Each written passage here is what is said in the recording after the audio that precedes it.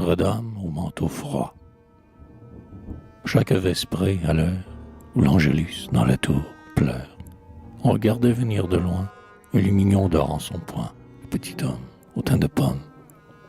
Son lumignon illuminait ses choses, le petit homme avec sa bosse plantée ainsi qu'un nez géant dans son dos large et décharné. Longeait le clos de Sainte-Gertrude, coupait la pente rude qui remonte jusqu'au Beffroi. Le petit homme au teint de pomme gagnait alors l'énorme échelle qui de la monte à la chapelle de Notre-Dame au manteau froid. Le petit homme, un instant seul là-haut, semblait pendu au mur, comme un carillon d'eau. Il conversait avec la Vierge. Il lui disait les nouvelles de la cité, s'adressait à sa toute bonté avant que d'allumer son cierge. Depuis des ans, il agissait ainsi. Et des secours nombreux furent acquis grâce à son aide et son crédit. La petite ville se confiait, son pouvoir sûr et discret. Il était son héros, là-haut, près de la dame. Il allumait le cœur balbutiant de flammes autour du froid manteau. On l'enviait, on le craignait, et les dévotes piquaient souvent son nom sur les pelotes de leur parlotte. Jamais il ne rentrait par le même chemin. Il avait peur de ses voisins qui l'épiaient au pas des portes. Des suppliques si tenaces faisaient escorte à ses fuites jusque chez lui, qu'il se barricadait dans son logis, boutique obscure, établie sombre, un bouge, où ses pâles et menus doigts ornaient de fleurs et de rinceaux le bois humide et cru des sabots rouges. Il était laid, mais son dos ridicule était, aux yeux des gens crédules, la vraie armoire du bonheur. Mi Aswell l'aimait avec ferveur. C'était une rusée Benoît de personne, à l'œil finot, au nez futé, qui savait l'art d'escamoter les hommes de son côté. Bien que cliente et que voisine, il ne la vit jamais l'attendre et le guetter quand il rentrait par le préau des Ursulines.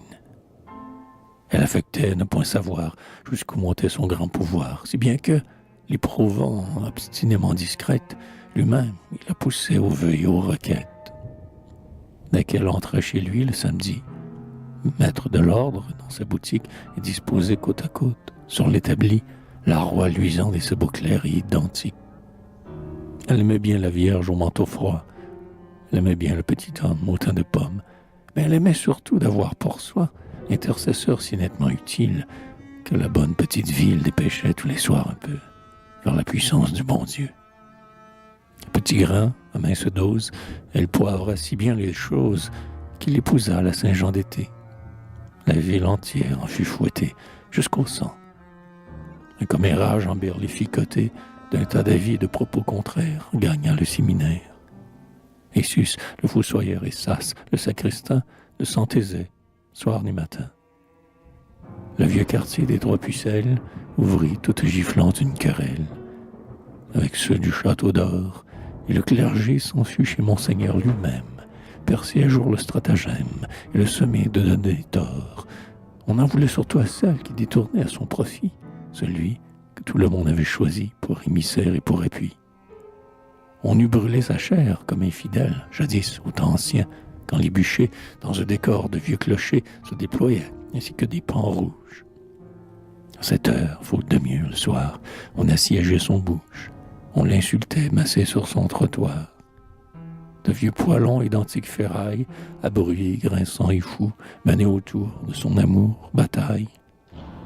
On les jugeait, elle, catin, et lui, voleur.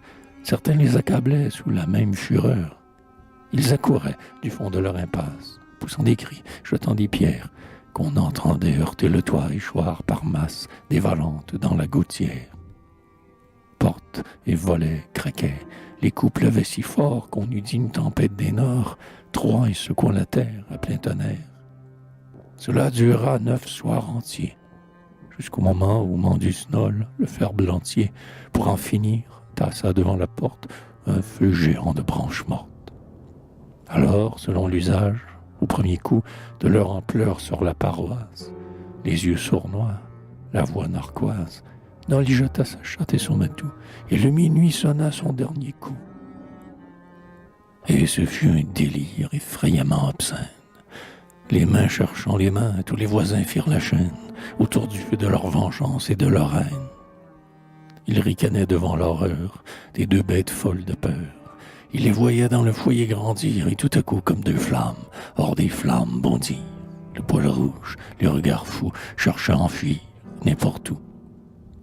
Les ruades et les repoussaient vers les flammes entrelacées. La rue au loin illuminait de sang, les carreaux verts des pignons blancs. Jusqu'à l'hôtel de la Guirlande se déroulait la sarabande.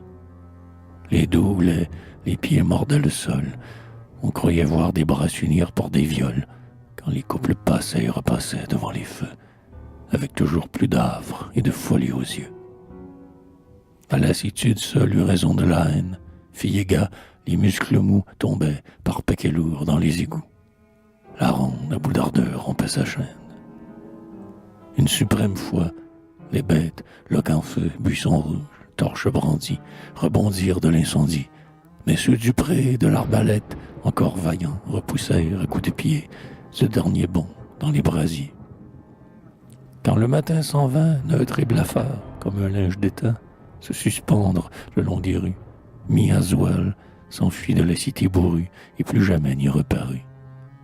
Le petit homme, au teint de pomme, sentit dès lors la mort descendre. On aurait dit que d'un tamis tombait sur lui de la poussière et de la cendre. Il n'eut plus goût à rien. Ses sabots clairs raillaient sa vie et son chagrin. Le tamis gris de poussière et de cendre, toujours plus lourd, le surplombait, si bien qu'un soir, des mois mauvais, à bout de force, il vint se pendre au clou géant qui maintenait droite là-haut, contre le pignon droit, la chapelle d'or et de flammes de Notre-Dame au manteau froid.